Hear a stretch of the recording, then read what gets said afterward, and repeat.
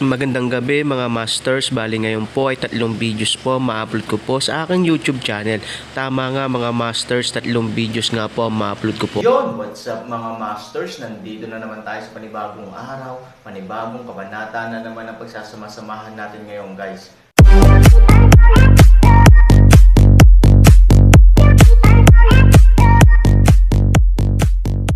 Bali mga masters, kung bago ka pa lang po sa aking YouTube channel, please click the subscribe button, lalong-lalo na po yung notification bell guys, para maging connected pa rin tayo sa isa't isa at maging updated kayo sa mga susunod ko pang video. Bali mga masters, bago natin umpisahan ng kwento ay mag-shoutout po muna tayo para sa mga solid nating tagapakinig. Sobra akong nagpapasalamat sa inyo mga Sec Masters at aking mga Emperor. Maraming salamat sa solid na pagsuporta nyo. Yun na nga mga masters, no? Bali hindi na ito patagalin. In 3, 2, 1, let's go! Mga masters, baka pwedeng hindi tayo mag-skip ng ads. Salamat mga masters. Ang bagong yugto ni Daryl sa Storytelling Channel sa YouTube mapapakinggan. Ang bagong kabanata. At si Daryl ay nakaramdam ng sobrang galit sa kanyang nakikita. Ang dalawang kamao ni Daryl ay kanyang sinara. At ang galit ay unti-unting tumataas. At si Daryl ay napabulong sa kanyang sarili at sinabi, ang engkanto na ito ay masyadong walang awa. Mapapatay niya ang isa sa aking mga kalahi na nagmula sa mundo ng mga tao. Kung pagpapatuloy niya ang paghampas, sabi ni Daryl sa tono ng may galit. At ang spiritual ni Daryl ay kanyang pinipigilan lumabas. At nang magpapasya ng si Daryl na pumasok at sirain ang pader ng kaharian.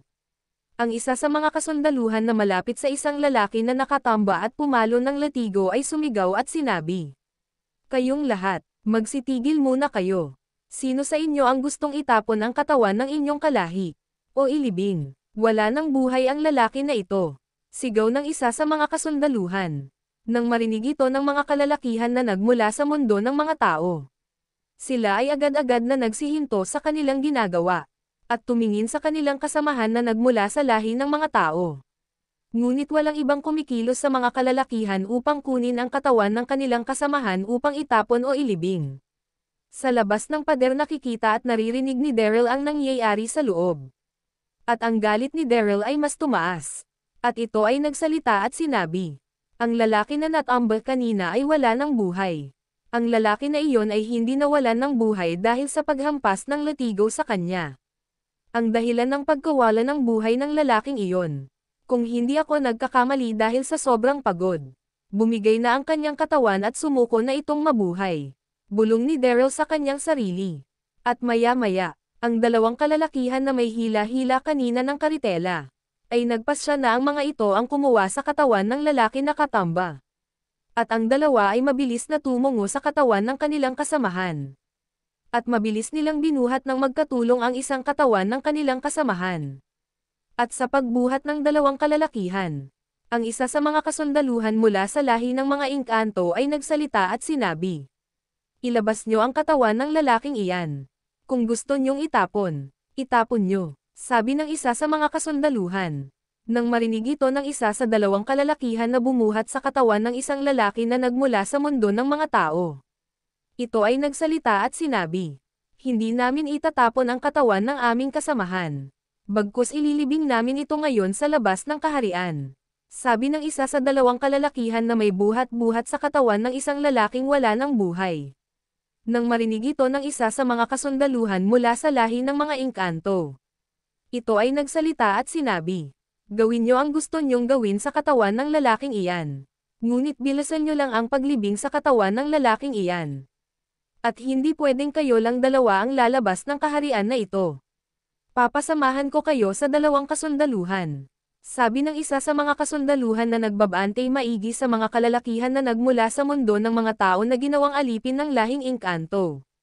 At ang isa sa mga kasundaluhan ay tumawag ng dalawang kasundaluhan at sinabi, kayong dalawa, samahan nyo ang dalawang ito sa labas ng kaharian. Ililibing daw nila ang kanilang kasamahan. Wag nyo hahayaan na may gawing masama ang dalawang kalalakihan na ito. Tulad ng makatakas, maliwanag ba? Sigaw ng isa sa mga kasundaluhan. Nang marinig ito ng dalawa pa sa mga kasundaluhan. Ito ay nagsalita at sinabi, oo, huwag kang mag-alala. Kami ang bahala sa dalawa na ito. Mapapas lang sila kung sila ay makakaisip na tumakas. Sabi ng dalawa sa mga kasundaluhan. At ang isa ay nagsalita muli at sinabi, sige na ilabas nyo na ang katawan ng lalaking iyan. Bumalik agad kayo sa loob ng kaharian matapos nyo ilibing ang lalaki na iyan. Sabi ng isa sa mga kasundaluhan sa seryosong tono. At ang dalawang kalalakihan na nagmula sa mundo ng mga tao ay naglakad na patungo sa gate ng kaharian. At sa pagdating nila sa gate, ang gate ay dahan nagbukas, at sa labas sa pader na may butas, si Daryl ay nakikita ang mga nangyayari. At si Daryl ay umalis sa pagtingin sa butas ng pader ng kaharian. At si Daryl ay tumingin sa direksyon kung nasaan ang gate ng kaharian. At si Daryl ay nagtago ng mabilis. At samantala, ang dalawang kalalakihan na may buhat-buhat sa katawan ng lalaki na wala ng buhay. At ang dalawa sa mga kasundaluhan ng lahing Engkanto ay nakalabas na ng kaharian. At ang apat ay naglakad patungo sa isang sulok sa labas ng kaharian. Tuldok, nakikita ni Daryl ang paglalakad ng apat. At si Daryl ay napabulong sa kanyang sarili at sinabi, kailangan ay may makatulong ako, na mapalaya ang mga tao na ginawang alipin ng lahing Engkanto. At ang dalawang kalalakihan na iyon ang maaaring makatulong sa akin sa aking mga binabalak. Kailangan ay mailigtas ko muna ang dalawang kalalakihan na iyon, para may makatulong ako habang nandito ako sa mundo ng mga Engkanto. Bulong ni Daryl sa kanyang sarili.